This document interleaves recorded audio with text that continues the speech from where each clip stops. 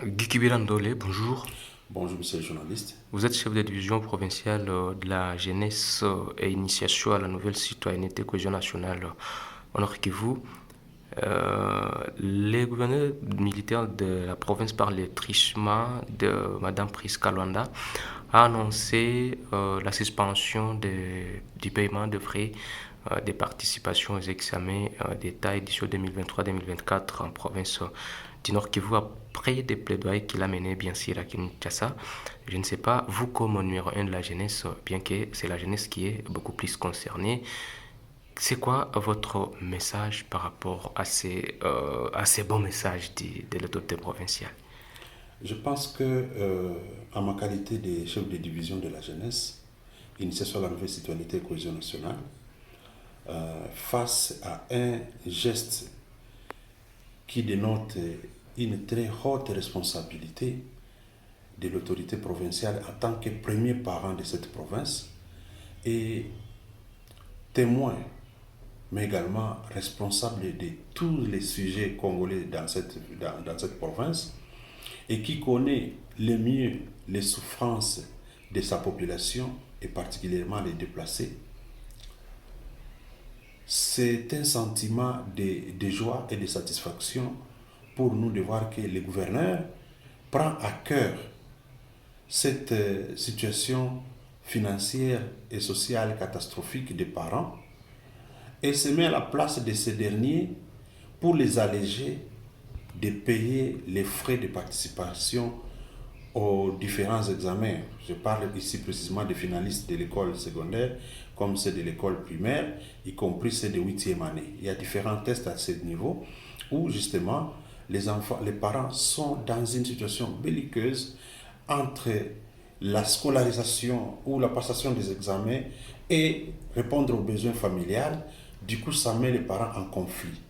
Et aujourd'hui, nous avons affaire à un gouverneur qui fait des plaidoyers, qui a dépêché notre conseiller principal ayant l'éducation et la jeunesse dans ses attributions, pour ne pas la citer, Mme Priska Luanda Kamala, qui a séjourné à Kinshasa, et aujourd'hui nous envoyons les résultats. C'est le genre de choses que nous voulons voir. À son retour, elle nous raconte du bien décidé pour toute la population du Nord Kivu. Et pourquoi? Parce que Nord Kivu, vous savez, nous sommes de ceux-là qui demandent justement qu'on qualifie cette province d'une province sinistrée, déjà mise en quarantaine, et par la suite, les parents n'ont pas d'occupation, du coup ils n'ont pas de moyens pour subvenir à tous les besoins familiaux.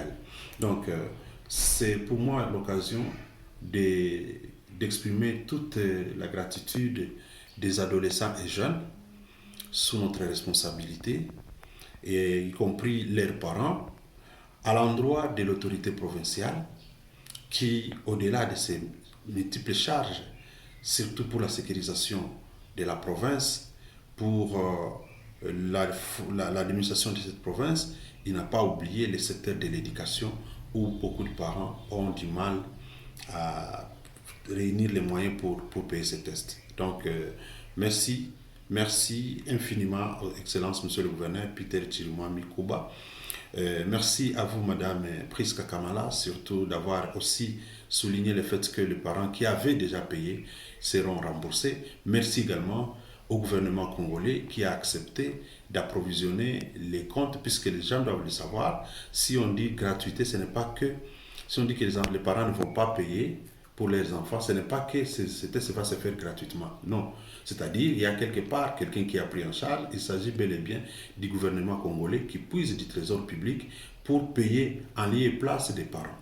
Ça, c'est-à-dire, c'est un acte de charité, c'est un acte bien plus de responsabilité, parce que, écoutez, quelqu'un dit, hein, si vous voulez tuer une nation, il faut commencer par tuer l'éducation et tuer la justice. Et aujourd'hui, lorsque le gouverneur de province plaide la cause des parents de cette province auprès du gouvernement central, ça dénote de cette vocation de construire la nation.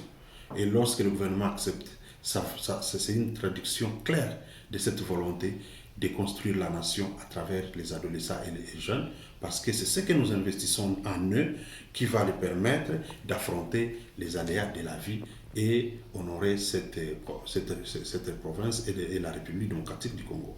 Merci donc, Excellence, et nous vous demanderions de poursuivre pareille action dans d'autres domaines pour que tout le monde trouve un petit soulagement, surtout dans cette période où nous sommes tous dans les qui-vive.